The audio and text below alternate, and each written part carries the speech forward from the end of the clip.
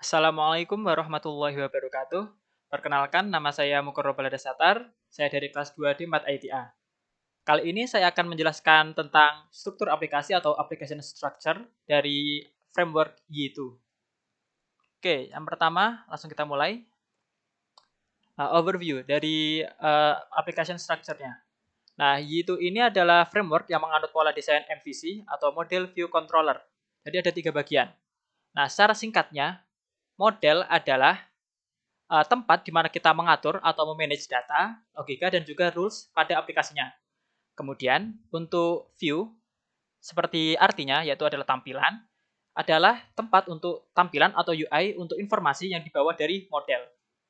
Dan yang terakhir untuk yang controllernya, controller adalah tempat di mana dia menerima inputan dari user, kemudian mengkonversinya menjadi perintah untuk model ataupun view.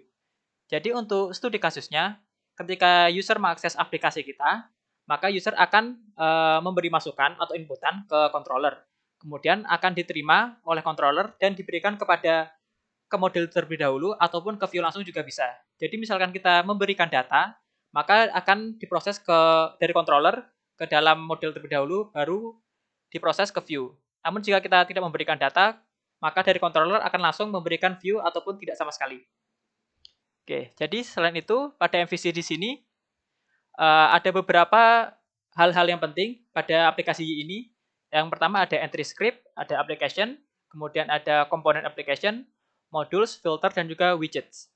Nah, di sini akan saya skip di sini, akan saya jelaskan di belakang. Oke. Kemudian lanjut untuk struktur dari aplikasi ini. Nah, di sini bisa kita lihat ada beberapa kotak-kotak, yaitu strukturnya. Nah, yang pertama di sini adalah dari atas ke bawah ya. Nah, di sini ada entry script. Nah, entry script ini adalah file untuk uh, user mengaksesnya pertama kali. Jadi misalkan di aplikasi kita itu index HTML, index PHP, atau mungkin index.js atau app.js seperti itu. Kemudian jika di ini maka filenya akan menjadi index.php. Nah, di entry script ini atau file index.php nanti dia akan memanggil aplikasi, yaitu ini ada tulisan 1:1. Nah, 1:1 ini artinya adalah entry script pasti akan memanggil satu aplikasi dan juga aplikasi akan pasti dipanggil oleh satu entry script. Kemudian di sini pada application, nah aplikasi di sini bisa memanggil ataupun tidak memanggil sama sekali application komponen. Nah, di sini terlihat ada 0 titik bintang. Nah, di sini artinya bisa sama sekali tidak memanggil ataupun bisa memiliki lebih dari satu. Nah, kemudian di bawahnya sini ada controller. Nah, application pasti akan memanggil satu controller ataupun lebih. Jadi di sini arahnya ada garis dari kotaknya. Nah, kemudian berarti ini artinya application memanggil controller. Jadi jadi dari controller dibawa ke application. Nah, sama seperti controller, di sini ada modul. Nah, modul di sini juga akan dipanggil oleh aplikasi. Nah, modul juga bisa memanggil dirinya sendiri. Jadi di dalamnya juga bisa ada modul lagi untuk membuat modul itu. Kemudian modul juga bisa memanggil controller. Jadi arahnya dari sini ke sini bisa tidak memanggil sama sekali ataupun bisa memanggil lebih dari satu. Kemudian di sini controller juga bisa memanggil filter. Jadi misalkan controller menerima inputan untuk memfilter view atau data yang ingin dipanggil, maka dia akan memanggil filter. Namun jika tidak, maka hasilnya akan nol atau tidak akan memanggil filter. Lalu di sini controller memanggil model dan juga view. Nah, sama seperti tadi penjelasannya tadi, controller jika menerima data inputan, maka dia akan mengarah ke model. Lalu model akan mengarah ke view. Namun jika dia tidak perlu untuk mengakses model, jika dia hanya menerima inputan untuk menampilkan saja, maka dia akan langsung memanggil view-nya. Nah, setelah itu di sini pada view akan bisa saja memanggil widget ataupun asset bundle. Nah, di sini misalkan kita memanggil widget di sini, saya jelaskan secara singkat. Widget di sini adalah reusable UI. Misalkan kita di sini mempunyai date picker. Nah, date picker itu salah satu widget. Ada juga seperti alert itu juga sebuah widget yang defaultnya dibawa oleh Y. Nah, jadi misalkan view ini memerlukan widget reusable komponennya untuk digunakan ditampilkan, maka dia akan memanggil widget dan juga bisa memanggil lebih dari satu. Nah, kemudian asset bundle ini adalah aset atau biasanya di web itu atau di aplikasi adalah font, CSS, JS, icon dan lain-lain. Nah, jadi view ini bisa juga memanggil asset bundle atau bisa juga tidak memanggil sama sekali. Nah, asset bundle ini juga bisa memanggil widget seperti itu. Oke, kita lanjut. Kemudian sekarang kita masuk ke entry script. Nah, entry script ini adalah mata rantai pertama dari aplikasi Y. Nah, di sini kita lihat kalau entry script pada aplikasi Y bernama index.php. Nah, kita lihat misalkan kita buka project-nya. Di sini untuk entry script ada pada folder web, kemudian ada di sini index.php. Nah, di sini akan terlihat entry script-nya. Nah, selanjutnya di sini ada beberapa hal-hal yang perlu diperhatikan adalah yang pertama, entry script mendefinisikan konstanta global. Jika dilihat pada script, nah di sini define pada line 4 dan 5, dua line ini adalah konstanta global. Kemudian untuk meregister komposer autoloader. Nah, autoloader di sini pada line 7 require autoload. Nah, autoload ini adalah cara untuk memanggil semua komponen atau modul yang dibutuhkan ketika web ini dijalankan. Nah, misalnya kita buka ini vendor autoload.php. Kita masuk ke vendor, kemudian masuk ke autoload. Kita buka. Oh, di sini autoload. Nah, di sini akan require autoload real. Nah, di sini nanti akan banyak komponen atau modul-modul yang akan dipanggil.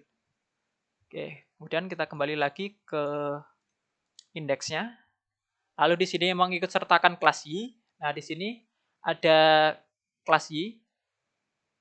Di sini, kemudian membuat konfigurasi aplikasi. Nah, dari sini kita bisa lihat kalau ini ada config. Nah, config ini adalah memanggil require dari config untuk website ini, untuk aplikasi ini. Nah, misalkan kita buka konfigurasi ini, ada di config/web. Kita buka. Nah, di sini adalah konfigurasi untuk websitenya. Jadi akan dipanggil oleh entry script-nya. Kemudian membuat dan mengkonfigurasi instance dari aplikasi. Dan yang terakhir adalah memanggil fungsi Y-based application run. Jadi ini adalah memanggil fungsi application run-nya. Oke, kemudian kita lanjutkan. Nah, ini adalah contoh dari entry script untuk aplikasi webnya, sama seperti ini. Kemudian kita lanjut ke application. Nah, pada application ini adalah merupakan objek yang mengelola keseluruhan struktur dan juga siklus hidup dari Y. Nah, bisa kita lihat langsung pada application-nya. Kita buka pada config web.php. Seperti ini, sama. Nah, di sini adalah application-nya, adalah kumpulan dari objek-objeknya. Nah, di sini ada beberapa objek, ada banyak objek ya.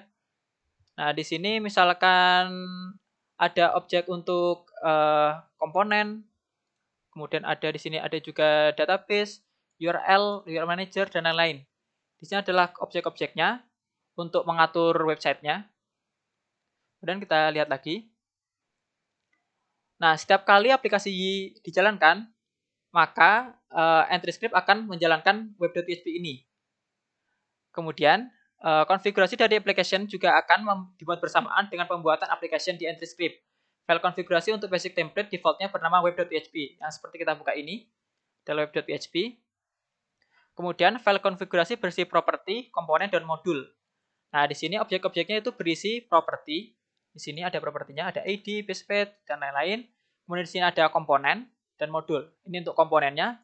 Kita bisa melihat komponen request, case, user, error handler, mailer, dan lain-lain. Kemudian yang terakhir adalah modul. Nah, di sini terlihat ada modul untuk membuka debug, mode debug, ada juga untuk modulus untuk membuka G, yang sebelumnya sudah kita gunakan, dan juga ada bootstrap. Oke, kemudian lanjut untuk slide berikutnya. Nah, di sini ada application property. Nah, properti dari aplikasi Y2 dapat diakses melalui Y app nama property. Nah, saya berikan contohnya di sini ada pada view layouts main. Nah, kita lihat di sini ada title. Title di sini ada this title. Oh, di sini brand label app name. Nah, app name ini y.2.2 app name akan membuka properti atau memanggil properti dari konfigurasi web di sini. Nah, di sini kita lihat di sini akan dipanggil name. Namun jika tidak ada name maka dia akan menggunakan defaultnya. Kemudian di sini kita bisa lihat berikut adalah required property dari aplikasi Y. Nah, di sini ada application ID seperti kita lihat di sini. Application ID-nya adalah basic. Kemudian ada ini ID ini bersifat unik dan juga berguna untuk memudahkan aplikasi ya. Kemudian ada base path-nya. Nah, base path ini adalah digunakan untuk menentukan root directory dari aplikasi. Di sini kita bisa lihat adalah dir name dir. Nah, misalkan nanti kita merubahnya, maka ini akan merubah root directory dari websitenya. Kemudian di sini ada disebutkan properti lainnya. Ada name yang sudah disebutkan, misalkan kita tambahkan name di sini. Name. Maka kita tambahkan toko. Oke, kita buka dulu websitenya. Ini akan saya nyalakan exam terlebih dahulu.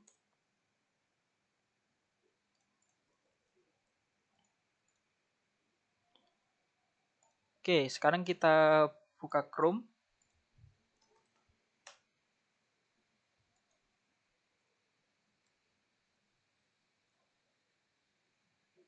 Belum terbuka. Oke, Chrome. Oke, sudah terbuka. Kemudian kita cari localhost / kita buka ybasic/web. Nah, di sini untuk melihat hasil dari name ini, property name, hasilnya akan muncul di sini. Misalnya kita ubah lagi toko sebelah, maka di sini akan berubah jadi toko sebelah seperti ini. Jadi untuk mengubahnya, kita bisa lihat pada main. Nah, di sini ada brand label yang sudah saya jelaskan tadi. Brand label adalah name. Misal kita ubah di sini menjadi name, maka akan ada error. Seperti ini. Nah, karena pada name sendiri di sini tidak ada yang namanya name dengan EE banyak. Oke. Simpan. Refresh. Oke, seperti itu. Kemudian di sini ada properti lainnya yaitu adalah components. Merupakan properti yang digunakan untuk menentukan komponen yang digunakan. Jadi pada web.php ada komponen banyak. Seperti yang bisa saya jelaskan di sini adalah DB. Nah, DB ini adalah cara untuk berhubungan dengan database atau mengkoneksikan. Di sini ada filenya DB. Nah, di sini kita bisa memberikan database name-nya, kemudian ada username dan password-nya. Nah, kemudian jika kita tidak memberikan ini, maka akses ke database-nya tidak akan ada. Lalu di sini ada juga URL manager untuk create URL. Lalu kita lanjut, di sini ada juga modules, merupakan properti yang digunakan untuk menentukan modul-modul yang dapat digunakan. Seperti yang ini di sini ada modules untuk G dan juga modules untuk debug. Oke, kemudian di sini ada default root. Nah, default root ini menentukan root yang akan digunakan pada pertama kali halaman web dijalankan. Nah, misal kita di sini default rootnya akan seperti ini. Misalkan kita ingin mengubahnya menjadi sebentar, kita cek dulu filenya apakah sudah ada. Oh, ini framework.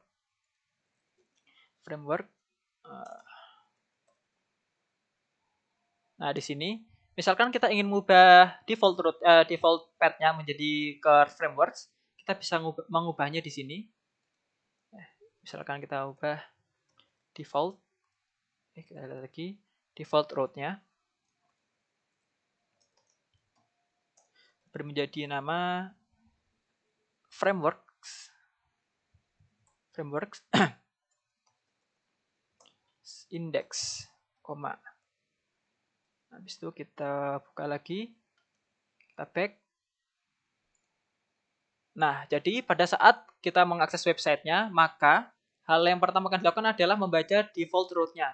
Misalnya kita default root-nya ke frameworks index, maka dia akan menjadi ke frameworks index.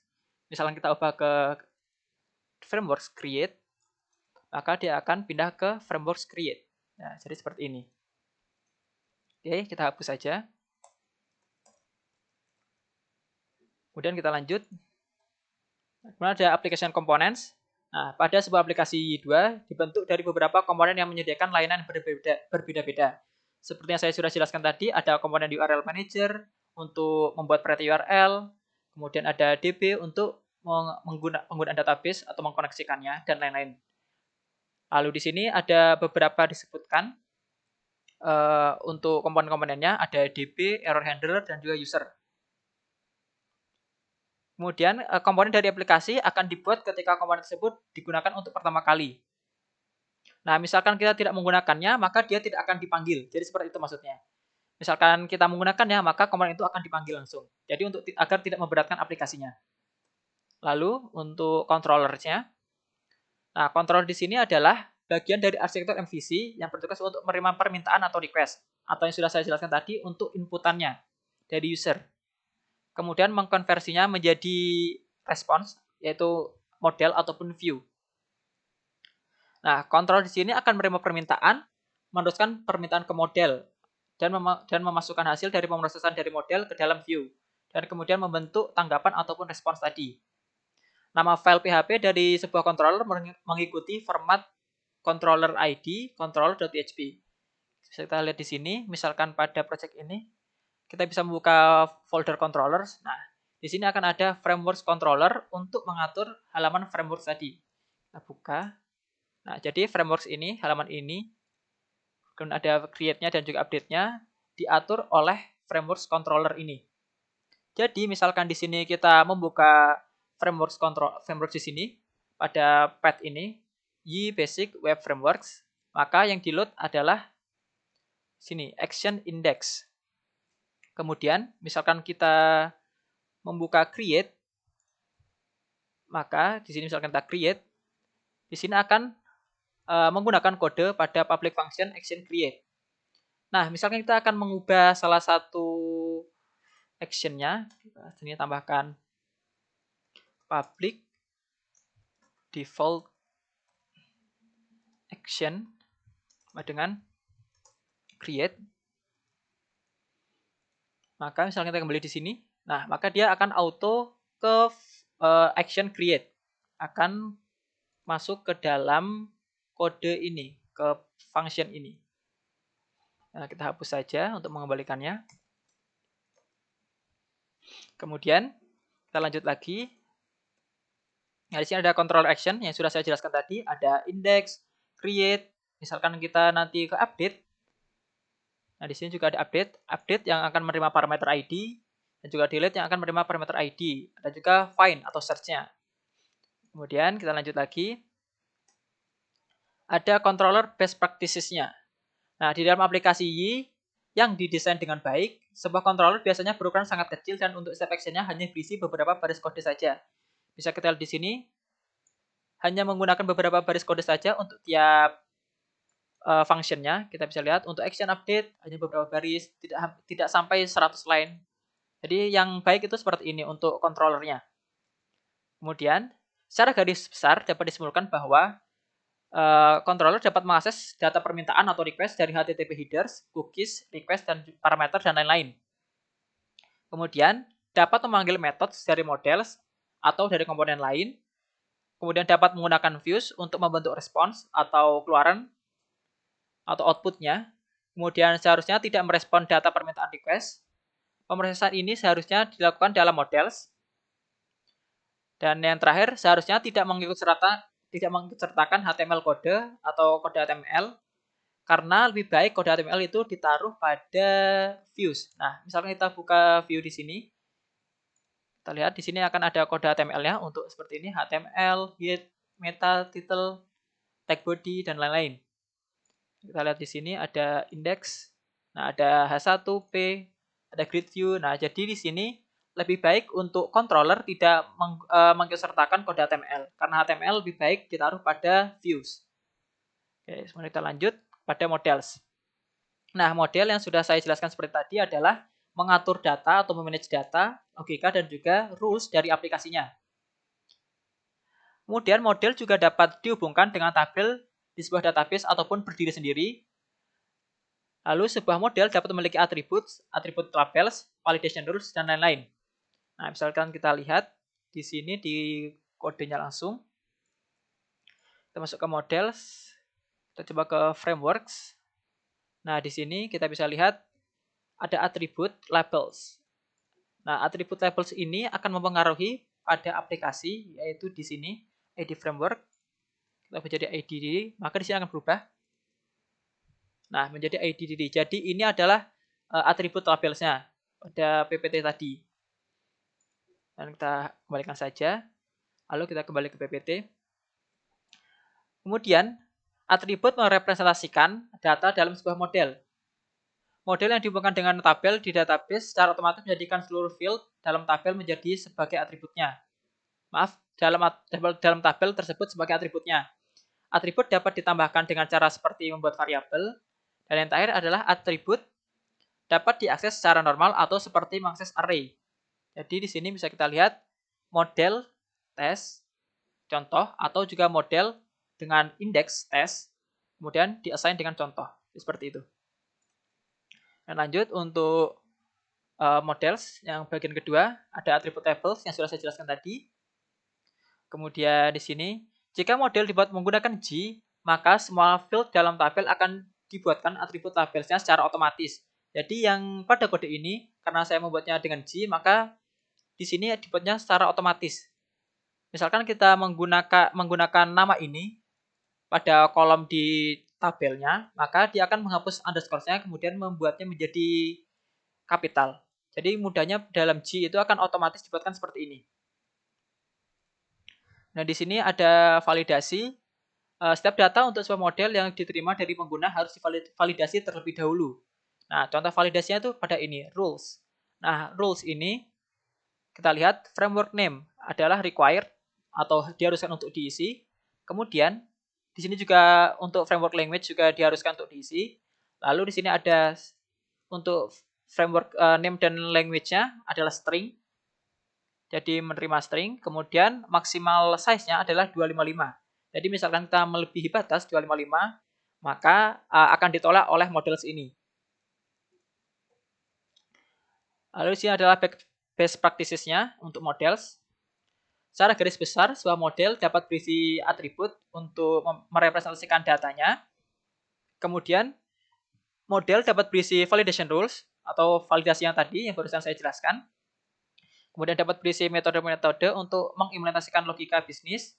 Jadi di sini akan bisa ada banyak sekali metode-metodenya, tapi ini ada 3 saja. Kemudian seharusnya model tidak mengakses request, session, dan juga environment. Data-data ini harus dimasukkan ke dalam model atau oleh controller. Kemudian di sini ada seharusnya tidak mensertakan kode HTML, sama seperti tadi controller, karena kode HTML tadi lebih baik diletakkan pada views. Dan yang terakhir, seharusnya tidak memiliki skenario yang terlalu banyak. Ya, sekarang kita lanjut ke views. Nah, view adalah bagian dari arsitektur MVC yang menampilkan UI, atau tampilan output, untuk informasi yang dibawakan dari model ataupun controller. Nah, view ini dibentuk dari gabungan dari kode PHP dan HTML. Kemudian, dengan pertimbangan keamanan untuk menghindari cross-site scripting atau singkatannya XSS, maka diterapkan metode pemeriksaan untuk menampilkan data yang dimasukkan oleh pengguna. Nah, bisa kita lihat pada sini gunakan metode y-helpers HTML encode. Nah, kita bisa lihat pada file view. Di sini kita buka salah satu indeks. Di sini ada encode. Nah, encode di sini untuk keamanan. Jadi misalkan nanti pada title ini diberikan seperti ini. Kita isikan menjadi script. Ini alert. Bahkan testing. Nah, semestinya nanti dia akan terencode dan juga tidak akan menampilkan script ini. Tidak akan menampilkan alertnya. Coba kita refresh. Nah, maka dia tidak akan menampilkan alertnya. Semisal kita hapus HTML encode-nya, kita langsung Di sini kita hapus HTML encode. Sini refresh. Nah, maka akan tampil seperti ini. Akan tampil alertnya. Jadi perlu kita tambahkan HTML encode. Nah, di sini juga dijelaskan atau gunakan metode HTML purifier untuk melakukan data HTML-nya. Oke, sekarang kita lanjut lagi ke views bagian 2. Sebuah view dapat dirender atau dipanggil oleh dari controller. Kita bisa lihat di controllernya. Di sini ada frameworks. Kita lihat yang bagian index. Nah, di sini index akan memanggil bagian index, render index pada views. Nah, index ini akan memanggil ini. Kemudian misalkan kita ubah ya. Misalkan kita ubah index ini, kita rename menjadi index. Nah, maka di sini akan ada error. Kita coba buka. Nah, akan error karena indeks tadi tidak ditemukan. Kemudian kita ubah saja, misal ini, kita copy namanya. Kita pindah ke sini, kita paste di sini. Refresh. Nah, maka dia akan tampil ya.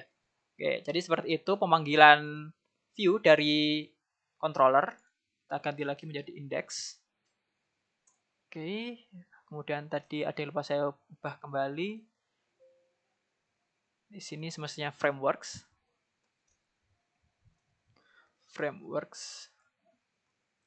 Oke, sudah kembali lagi. Kemudian dari controller, sebuah view dapat dipanggil dengan salah satu metode berikut yang sudah saya jelaskan tadi. Ada render untuk memanggil view dan menerapkan layout. Kemudian ada render partial, memanggil view tanpa layout apapun. Ada render Ajax untuk memanggil view tanpa layout dengan mengikutsertakan semua JS dan CSS. Di sini untuk merespon request Ajax, yaitu Ajax biasanya digunakan untuk memanggil data, mengubah data, menghapus data tanpa melakukan refresh halaman itu. Jadi untuk render Ajax, kita bisa menggunakan untuk merespons request Ajax. Ada render file dan render content. Dua metode ini relatif jarang digunakan karena digunakan untuk render file dan juga konten. Dan yang terakhir ada beberapa views yang dirender dari sebuah controller yang sama harus diletakkan di dalam sebuah direktori yang sama pula. Contoh, semua view yang dirender dari jurusan controller diletakkan pada direktori jurusan. Nah, semisal di sini kan ada di sini jurusan controller. Nah, di sini ada frameworks. Nah, seharusnya itu ditaruh pada frameworks juga. Jadi misalnya kita pisah, maka itu akan terlihat buruk untuk kodenya. Oke, di sini kemudian ada kita masuk layouts. Nah, layout ini kita lihat di sini ada layout. Nah, kita lanjut lagi. Layouts adalah views spesial yang digunakan untuk menampilkan bagian yang sama untuk semua atau beberapa views yang ada pada sebuah aplikasi. Secara default, terdapat sebuah layout dengan nama main.php.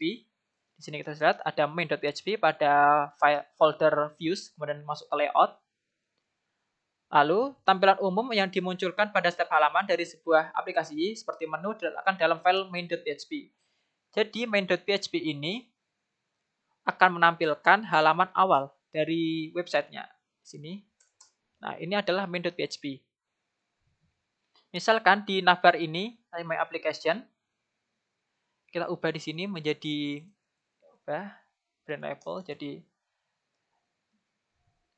cek brand fresh. Nah, maka di sini akan berubah. Jadi main.php pada layout ini adalah halaman awal atau indeks dari default root-nya. Nah, kita ubah lagi, kita kembalikan. Kita lanjut lagi, untuk layout sudah seperti itu saja. Kemudian ada filters. Nah, filter merupakan sebuah objek yang dieksekusi sebelum dan atau sesudah action pada controller. Kemudian filter dapat digunakan dengan meletakkan di dalam metode behaviors pada sebuah controller seperti ini contohnya. Lalu di sini ada contoh built-in filter yang sering digunakan adalah access control. Filter ini berfungsi untuk memastikan pengguna yang mengakses sebuah action memenuhi syarat tertentu. Nah, di sini contohnya kita misalkan mengakses only create dan update. Jadi misalkan ada user yang mengakses halaman, maka dia tuh hanya bisa mengakses create dan update. Selain itu maka tidak bisa. Jadi di sini ada rules allow authenticated users. Selain itu maka dia akan dikeluarkan atau tidak boleh atau di redirect ke halaman lain. Kemudian di sini ada rules-nya add. Misalkan ada rules add admin, nanti akan bisa masuk ke sini ke kelas create update. Nah, di sini terakhir ada built-in filter lain yang cukup berguna adalah HTTP case untuk mengimplementasikan caching pada sisi klien, ada page cache untuk mengimplementasikan caching di sisi server. Jadi ini adalah masalah caching agar mempermudah user untuk meload atau mempercepat user saat meload halaman itu setelah sebelumnya dilakukan loading. Kemudian ada assets. Nah, assets di sini yang sudah saya jelaskan tadi adalah beberapa hal-hal yang dibutuhkan pada website seperti icon, habis itu font, JS, CSS dan lain-lain. Nah, di sini bisa kita lihat untuk ini file assets app.asset.php. Nah, di sini kita bisa lihat ada set.css memanggil file site.css. Dan di sini ada memanggil untuk bootstrap asset. Nah, di sini ada juga untuk memanggil font awesome. Nah, font awesome ini adalah set.css tadi. Lalu pada aplikasi 2 direkomendasikan untuk mengelola aset menggunakan aset bundles. Nah, seperti sudah dicontohkan. Kemudian file.css atau JS tidak secara langsung diincludekan dalam view. Aset bundles diincludekan pada view dengan memanggil metode register. Di sini ada register this. Jadi register di sini. Kemudian dengan cara ini file aset yang asli tidak harus diletakkan pada direktori yang dapat diakses dari jaringan web. Yang akan mengkopikannya secara otomatis. Jadi agar user tidak bisa mengotak-atik di dalamnya direktori aset yang kita punya untuk website kita, maka sebaiknya menggunakan register ini agar user tidak bisa mengaksesnya secara langsung. Kemudian jika terdapat perubahan pada file aset, misalkan setelah melakukan upgrade, file aset akan otomatis diperbarui karena ada register tadi ini. Kemudian note di sini ada widget akan secara otomatis mengincludekan file aset yang dibutuhkan. Nah, widget tadi yang sudah saya jelaskan adalah reusable komponen untuk tampilan. Maka secara otomatis akan diincludekan pada asetnya atau asetnya pada widget akan diincludekan secara otomatis. Dan di sini sudah selesai. Untuk latihannya akan saya lanjutkan pada video selanjutnya. Jadi untuk penjelaskan application structure untuk IE ini sudah selesai. Saya tutup. Mohon maaf jika ada kesalahan kata dan kekurangan. Saya tutup. Wassalamualaikum warahmatullahi wabarakatuh.